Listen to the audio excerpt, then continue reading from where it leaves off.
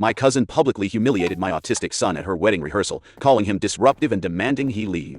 Then she called Child Protective Services, claiming I was neglecting him.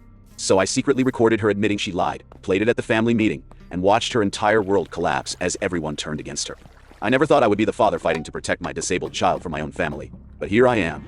My 7-year-old son Benjamin has moderate autism, which means he needs extra support, but can function well in the right environment. More often than not, my friends or acquaintances specifically request that he not come to events, which meant we rarely went anywhere together as a family.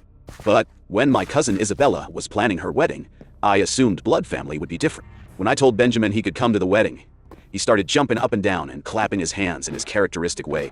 "Really, Daddy? Really? I can go?" he asked, his eyes lighting up with pure joy. When I confirmed with an enthusiastic yes, he jumped into my arms and we spun around together. One beautiful aspect of his autism is that he finds incredible happiness in simple things, and seeing his excitement made my heart swell with love. As we prepared for the wedding rehearsal, I made sure to prep Benjamin on wedding manners extensively. Do not talk during the ceremony, try to stay quiet. It is the bride's special day, not ours, and other important guidelines. He seemed attentive and eager to follow the rules, so I felt confident everything would go smoothly. But we were only halfway through the practice ceremony when I noticed Benjamin starting to smile really wide. He only does this when something makes him genuinely happy, so I squeezed his hand gently, as if to say I am happy too. We stayed completely silent, like we were invisible. But when Isabella made it to the front of the altar, she suddenly screeched at the top of her lungs. "Excuse me, what is he doing here?" she yelled, her voice echoing through the entire church. My heart dropped into my stomach as I turned to Benjamin, who was still smiling innocently, completely unaware she was talking about him. No one else in the wedding party said anything, but instead of continuing the ceremony and focusing on her special day, Isabella turned to her groom Marcus and screamed like she had lost her mind. "I thought you told him not to bring the weird kid," she shrieked, pointing directly at Benjamin. By this point, Benjamin started tearing up, finally understanding that the angry lady was talking about him. The entire audience began whispering among themselves, and I caught sight of several disgusted looks directed toward Isabella, though unfortunately they were the minority. Most of the guests were actually nodding their heads in agreement, as if my son's presence was the most disgraceful thing they had ever witnessed. I wanted to stand up and tell Isabella exactly what I thought of her cruel behavior, but I knew I needed to be a good role model for Benjamin. So instead of creating a scene, we simply walked out of the church with whatever dignity we had left. As soon as we were outside, Benjamin had a complete meltdown, which is common for autistic children when they become overwhelmed by stress or confusion. "Why would she say that about me, Daddy?" he sobbed, his little body shaking with emotion. "That was so mean. I did not do anything wrong." Ha! I thanked heaven that he did not fully understand the depth of Isabella cruelty. "Son, some people are just bitter and angry because they do not like themselves," I explained gently, trying to help him process what had happened. Fortunately, this was just the wedding rehearsal, and the actual wedding was scheduled for 2 days later. Benjamin believed the rehearsal was the real wedding, so he did not question it when I left him with his regular babysitter for the actual ceremony. I am a firm believer in the sanctity of marriage, so for the first half of Isabella's wedding day, I let her have her moment completely undisrupted. It was not until the dinner reception that I decided to take action.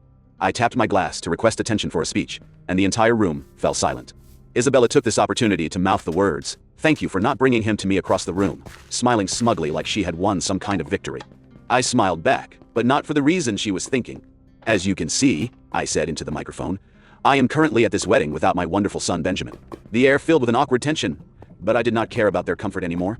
"A lot of you made it clear that you did not want him here today," I continued, but he still wanted to give a few words to his cousin on her special day.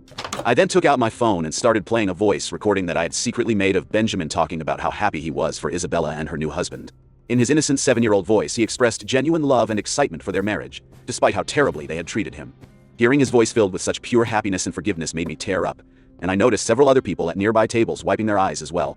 Everyone except Isabella, who looked so angry I thought she might actually explode with rage. Still, she managed to force a smile and raised her glass to toast with me and the rest of our family members. Little did I know that this moment of apparent peace was actually the calm before a devastating storm. Because the very next day, less than 24 hours after the wedding reception, there was a sharp knock at my front door. When I opened it, I was shocked to see it was not Isabella or any family member. Instead, it was a woman from Child Protective Services. They asked me several vague but concerning questions before pushing past me and beginning a thorough examination of my home. My head was spinning as I tried to understand what was happening.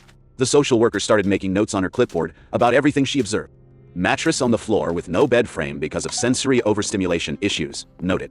Plastic covers on furniture because of occasional toilet accidents, noted. Safety locks on all cupboards to protect him from sharp objects and dangerous items, all noted and marked as potential evidence of neglect. I desperately tried to explain that these were all recommended accommodations for Benjamin autism. But that is when the social worker whispered under her breath, That is what they all say, before calling her supervisor on her phone. I assumed this dismissive attitude was probably due to her inexperience, since she looked like she had just graduated from college and had never dealt with special needs children before. When she finished her phone conversation, she informed me that they had to implement an emergency removal order and were going to place Benjamin with his closest available relative. I immediately suggested my mother, who knew all of his routines and medical needs. The following 72 hours were absolute hell. My stomach was constantly churning with anxiety, and I felt completely powerless to protect my own child. Above everything else, I was furious because I knew somehow Isabella was behind this vindictive attack. This was not just about excluding Benjamin from a wedding anymore.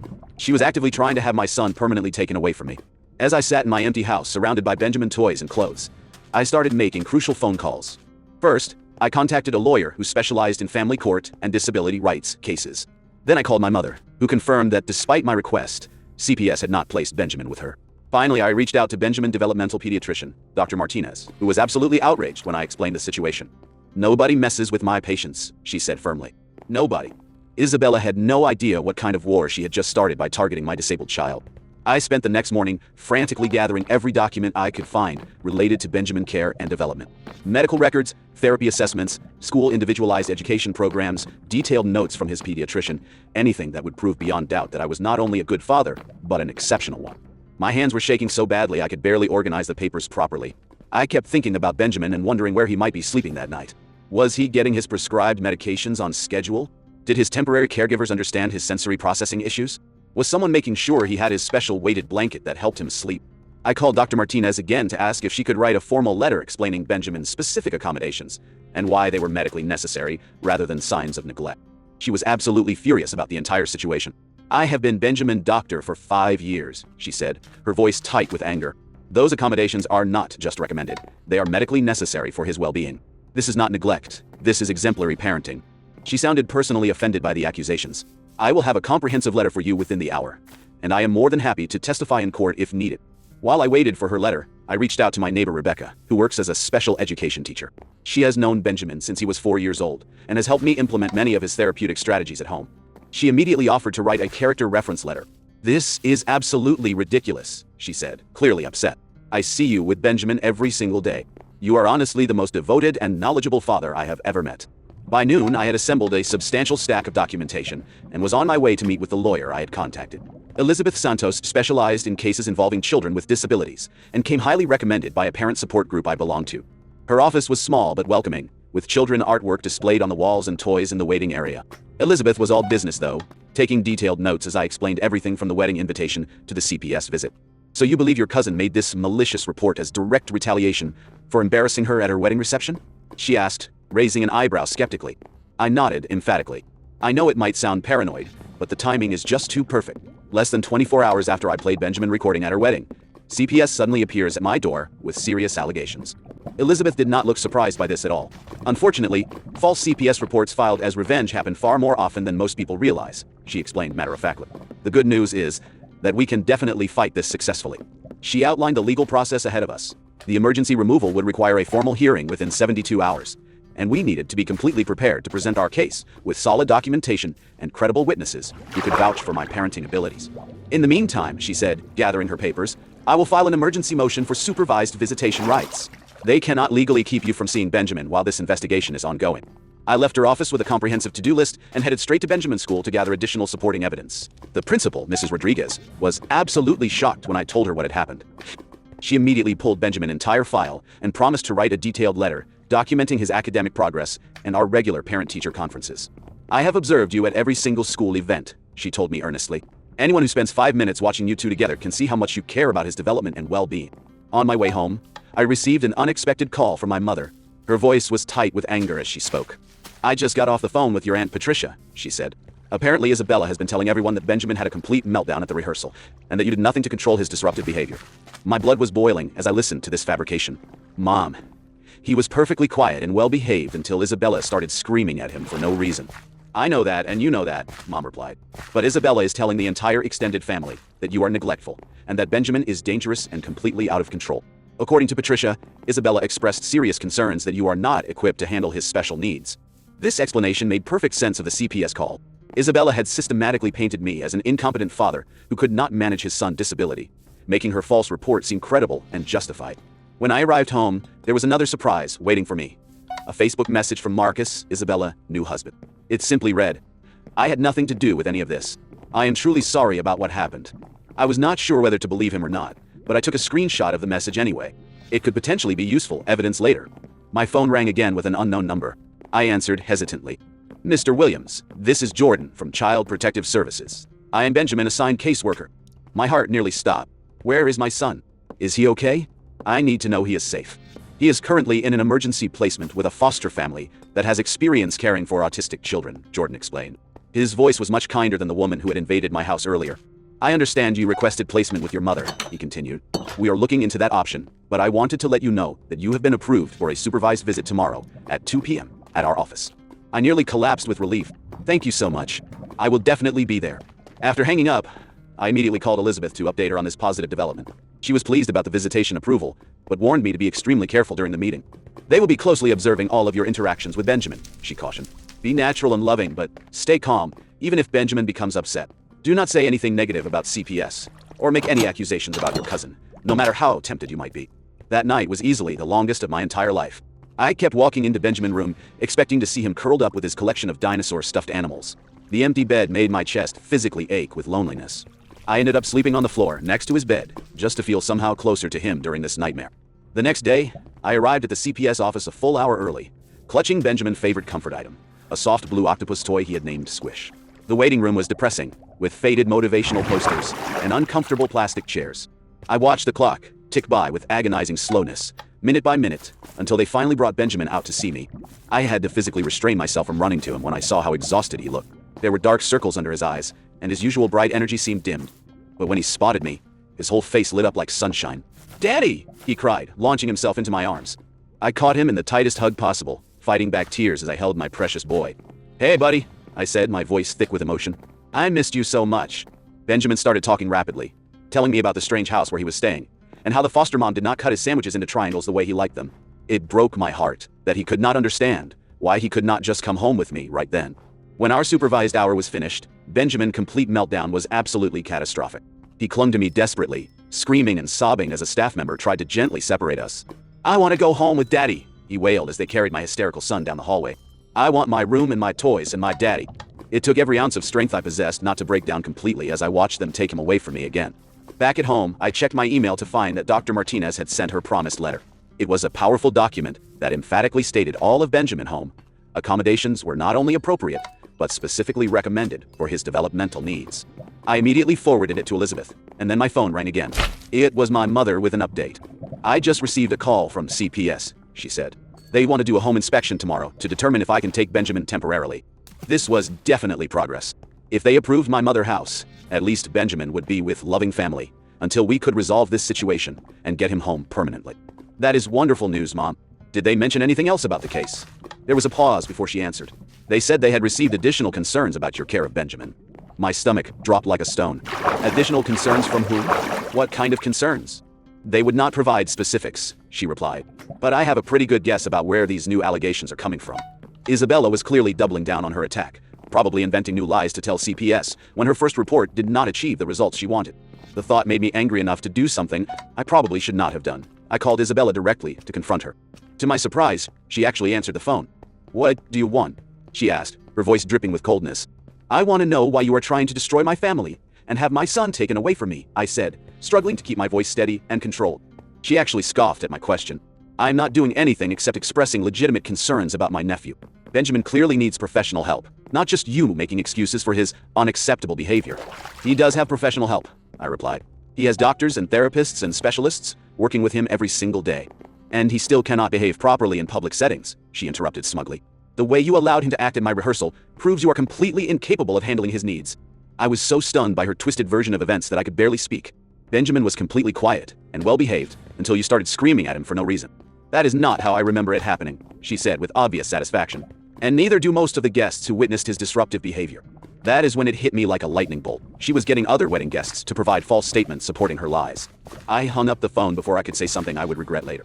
I immediately called Elizabeth to inform her about this conversation, and she strongly advised me not to contact Isabella again under any circumstances. "Document everything that has happened so far," she instructed. "We need a detailed timeline from the wedding invitation to the CPS visit for the hearing." I spent the rest of that evening writing a comprehensive chronological account of every event, every conversation, and every interaction that had led to this nightmare. The custody hearing was scheduled for the following morning.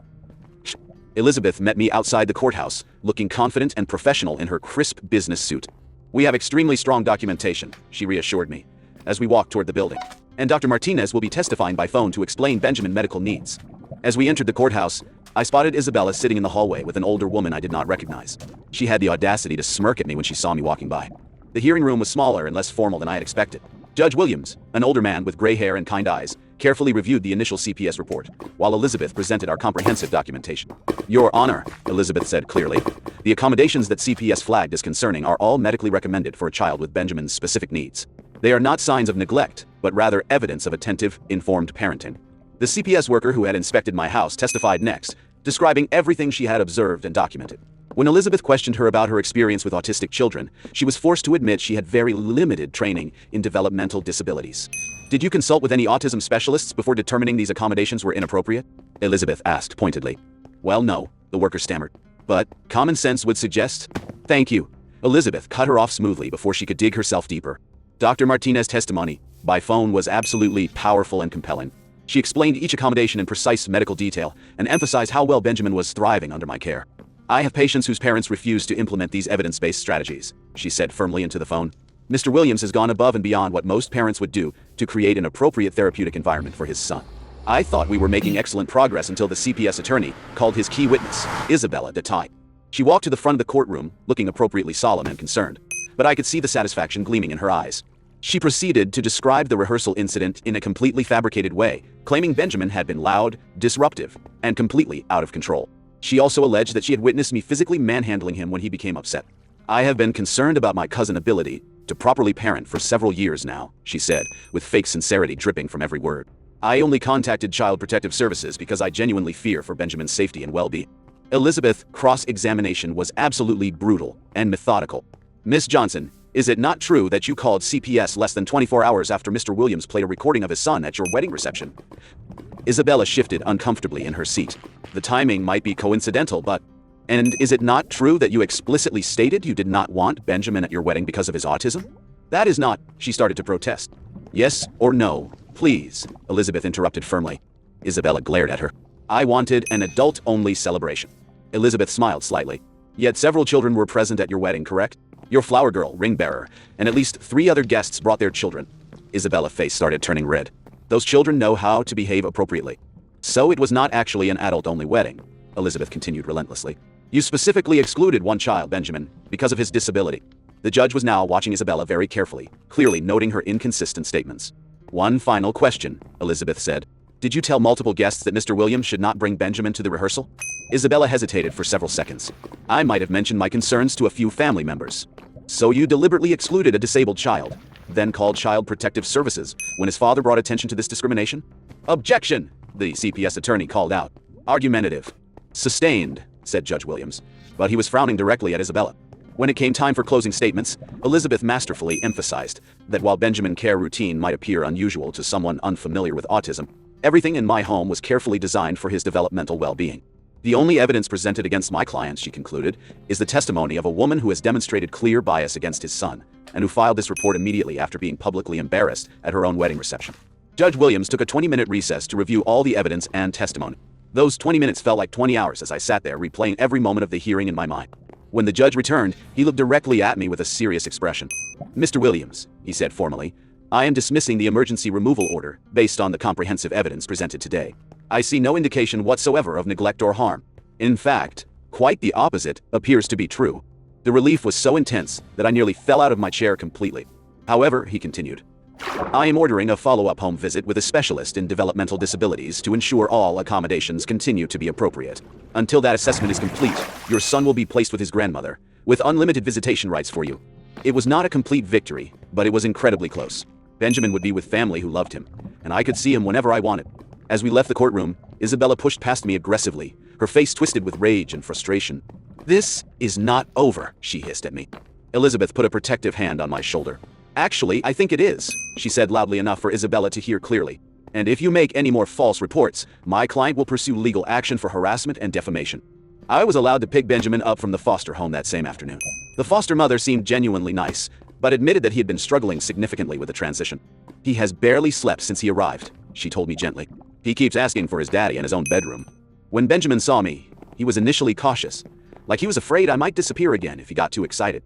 But when I told him we were going to stay at Grandma's house, and that I would be there too, his whole body relaxed with visible relief. And you will be there every day? He asked anxiously, needing constant reassurance. Every single day, buddy, Danachi. I promise you that. On the drive to my mother's house, Benjamin fell asleep clutching his beloved squish. I kept glancing at him in the rearview mirror, still hardly believing I had him back safely. At Mom's house, we worked together to set up his temporary bedroom, trying to recreate his familiar environment as much as possible. I brought his weighted blanket, his visual schedule board, and his favorite bedtime books. My mother had already stocked her refrigerator with all of Benjamin's preferred foods, and had learned his daily routine by heart. I always knew that girl was trouble, Mom muttered as we organized his space. Even as a child, Isabella was a bully who enjoyed hurting others. That night, I stayed at Mom's house, sleeping on an air mattress next to Benjamin's bed. Around midnight, I woke up to find him standing next to me, with tears streaming down his face. What is wrong, buddy? I asked, immediately pulling him close. I had a bad dream, he whispered. The mean lady took me away again, and I could not find you. I held him tightly, promising over and over that no one would ever take him away from me again. Eventually, he fell back asleep in my arms, and I carefully carried him back to his bed. The next morning, I received a call from Jordan, the CPS caseworker. The developmental specialist would be conducting their home visit the following day, and we arranged for Benjamin to be present so they could observe our natural interactions. For what it is worth, Jordan said, after reviewing Dr. Martinez's letter and the judge decision, I do not anticipate any problems with the assessment. I spent that entire day deep cleaning my house and making sure everything was perfectly organized. Mom helped me create a detailed chart of Benjamin's medication schedule and therapy appointments to show the specialist. That evening, I received a strange text from an unknown number. Check your email immediately. You need to see this. I opened my email to find a message with no subject line. The attachment was a video file that made my blood run cold when I played it. It was footage from Isabella's wedding reception, apparently taken by someone at a nearby table.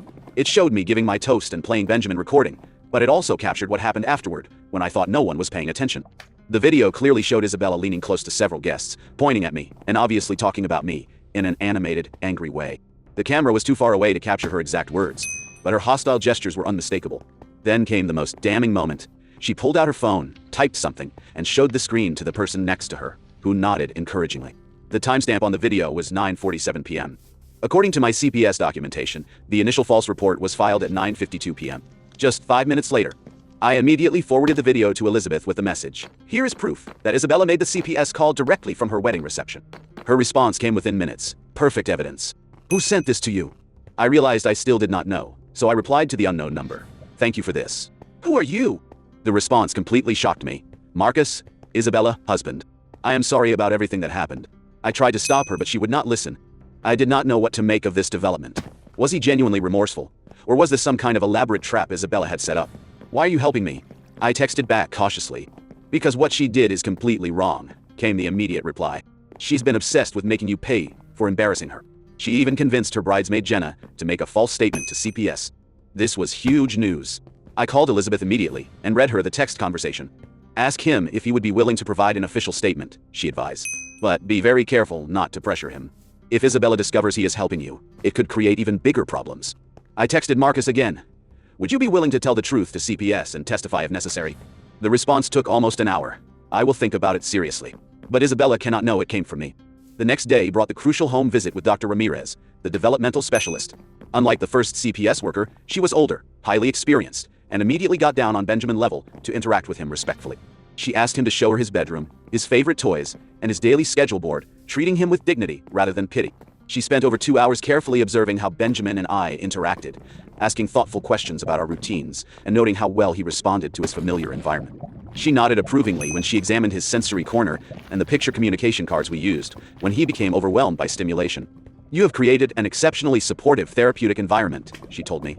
As we concluded the assessment, my report will definitely reflect that this is an ideal placement for Benjamin. I felt an enormous weight lifting off my shoulders. We were finally almost through this nightmare. That evening, I received another urgent text from Marcus. Isabella knows someone sent you that video. She is absolutely furious. Please be careful. Before I could respond, my phone rang. It was Jordan, from CPS. Mr. Williams, I am calling because we have received yet another report regarding Benjamin, he said, sounding tired and frustrated. My heart sank. What accusations is she making now? The caller claims you have been over-medicating your son to control his behavior and keep him sedated. I could not believe Isabella would stoop this low. That is completely false. Every medication Benjamin takes is prescribed by Dr. Martinez, and I have all the medical records to prove it. I understand completely, Jordan replied. Given the circumstances and the judge's previous ruling, we are not taking any action on this new report. But I wanted you to be aware that it was filed. The fact that this latest false accusation was not being investigated suggested that CPS was finally seeing through Isabella's malicious pattern of lies. I called Elizabeth again to update her on this development. This is actually beneficial for our case, she said. Multiple false reports significantly strengthen our position if we decide to pursue legal action against her for harassment. What should I do now? I asked. Document everything meticulously, and I think it is time we had a serious conversation about filing for a restraining order. The next day, Dr. Ramirez's official report arrived, and as expected, it was extremely positive. She concluded that my home was ideally designed to meet Benjamin's developmental needs, and that our bond was secure and nurturing. She specifically noted that all medications and therapies were appropriate and expertly managed.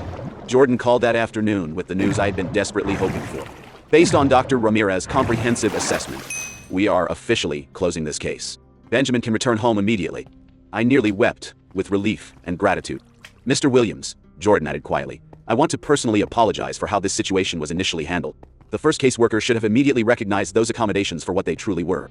I appreciated his honesty, but all I could think about was bringing my son home where he belonged. I drove to my mother's house immediately to share the incredible news. Benjamin was absolutely ecstatic, jumping up and down and flapping his hands in his characteristic way of expressing pure joy. Mom hugged me tightly with tears in her eyes. I knew they would eventually see the truth, she whispered as we packed up Benjamin's belongings. My phone buzzed with another text from Marcus. Just heard that CPS closed the case. Isabella is planning something else. Watch your back carefully. But I deleted the message and shoved my phone in my pocket. I was done living in fear of Isabella's vindictive schemes. It was time to go on the offensive and protect my family once and for all. 2 weeks later, I had organized a family meeting at my mother's house. I invited every single member of our extended family, including Isabella and her parents. I wanted everyone to hear the truth about what had really happened. When the day arrived, I was amazed by how many people showed up. Aunts, uncles, cousins I had not seen in years. Apparently the family drama had generated significant interest and concern. Isabella arrived with her parents, clearly confident that she could manipulate the narrative in her favor once again. Mom took charge immediately. I called you all here because there has been a systematic campaign of harassment against my son and grandson, she announced once everyone was seated. And it is coming from within our own family. The room went completely silent as Mom laid out the entire chronological timeline. The wedding incident, the multiple CPS calls, the false accusations, everything. She had printed copies of Dr. Ramirez's report, the judge decision, and all our documentation. And now, she concluded, staring directly at Isabella, we have video evidence proving exactly when and where the first false report was made. I played the wedding reception video on the large television, and you could hear gasps throughout the room as people watched Isabella making the CPS call just minutes after my toast. Then I played the audio recording I had secretly made of Isabella confessing to her lies during our phone conversation. The evidence was overwhelming and undeniable. One by one, family members expressed their shock and disappointment in Isabella's behavior. Some shared stories of previous incidents where she had been cruel or exclusionary. Isabella tried desperately to defend herself, but the video and audio evidence was irrefutable. When she realized she had lost the support of the entire family, she finally broke down and admitted everything. The consequences were swift and permanent. Isabella found herself completely ostracized by our family. Her husband, Marcus, filed for divorce within a month, citing her vindictive behavior toward a disabled child as grounds. She lost her job when the video went viral on social media, and she eventually had to move to another state to escape the shame and social consequences of her actions. Meanwhile, Benjamin and I grew closer than ever. The traumatic experience had actually brought our family together in unexpected ways. Relatives who had previously made excuses to avoid us were now making genuine efforts to learn about autism and include Benjamin in family activities. 6 months later, we attended a family barbecue where Benjamin played happily with his cousins, his joyful styming drawing curious but kind questions rather than stares or whispers. For the first time in his life, Benjamin was truly accepted and celebrated for exactly who he was. What would you have done if someone tried to have your child taken away through false accusations? Have you ever had to protect your family from toxic relatives? Share your stories in the comments below, because standing up to family bullies is one of the hardest things a parent can do.